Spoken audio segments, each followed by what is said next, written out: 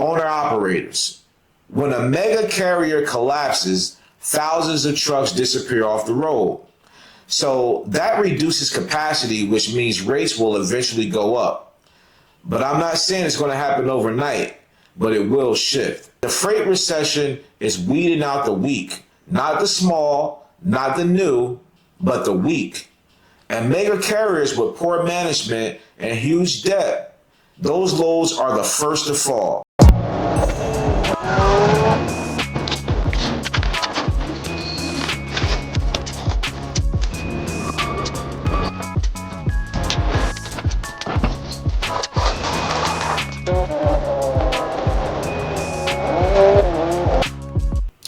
On this video, we're talking about something big that's happening right now in trucking. And honestly, it's shaking the entire industry. Mega carriers are filing bankruptcy. And if you think this doesn't affect small carriers, owner-operators, or even company drivers, then I want to tell you you're wrong. Now, on this video, I'm breaking it all down. Why these big companies are failing, how this impacts rates, what this means for you as an owner-operator, and whether this is a warning sign or an opportunity. So let's get into it. All right, so I know you've seen the headlines. Yellow, which is YRC, they shut down. And that's 30,000 plus jobs that are gone. Convoy collapsed. Surge Transportation, they also found bankruptcy. Now, we're talking about fleets with 300, 500, even 1,000 plus trucks. They're all closing without warning.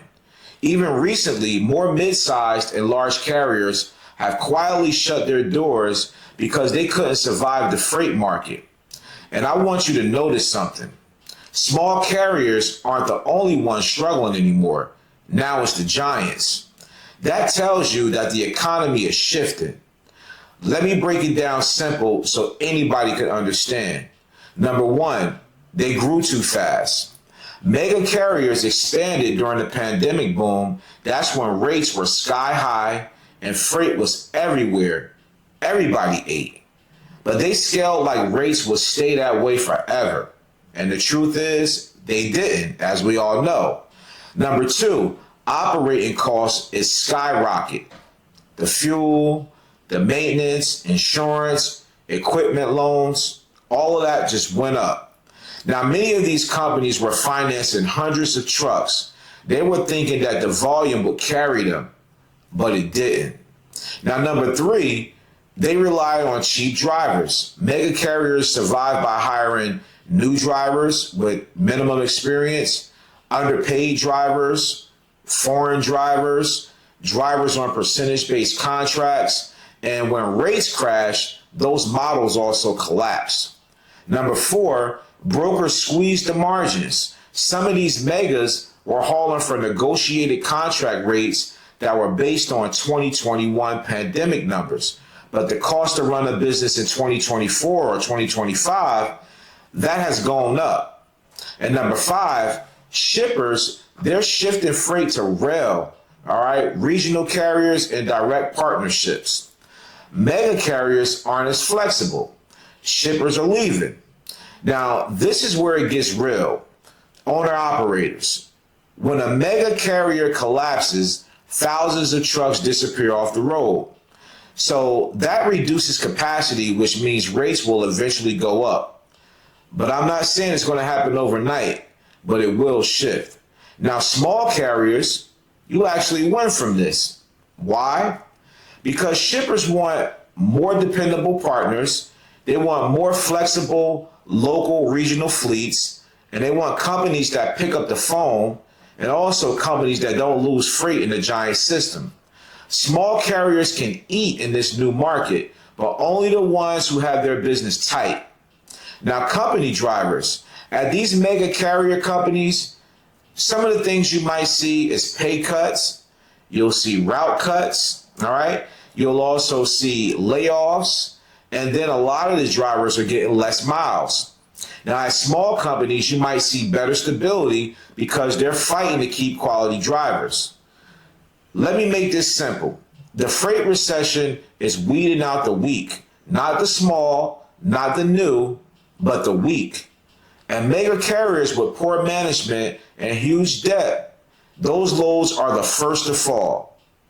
The ones who survive will be small carriers with low overhead, owner ops who know their numbers, fleets with disciplined expense control, carriers with direct contracts. Now, this is turning into a quality over quantity industry. And honestly, that's good for trucking.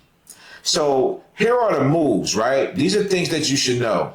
You should know your numbers, right? Number one, if you don't know your cost per mile, you're out here gambling. Number two, you need to cut unnecessary expenses. Now, it's not time to be sloppy, all right? And number three, you want to build relationships, not depend on load boards. Shippers are open to small carriers now more than ever. And number four, you want to avoid debt traps. Leasing brand new equipment with sky high payments, all that stuff can bury you. Number five, you want to choose your lane wisely, whether it's final mile, local, dedicated, regional, contracts. Now, these lanes are much safer than raw OTR routes right now. So if you got any value from this video, do me a favor. Smash that like button, subscribe to the channel, turn on the post notifications, and share this video with another trucker. By doing that, it helps the channel grow so I can keep dropping real trucking game like this. And listen, if you want real help getting profitable in this market, check out my Final Mile Contract Plug Pack. It gives you contract templates, it gives you scripts, emails, scripts, all right? Everything that you need to start approaching shippers today. The link is in the description box below. Now also, check out the next video on the screen below where I talk about rail versus trucking. And on this video, I talk about the merger of two major rail companies that could possibly make things hard for owner operators and small fleets across the country.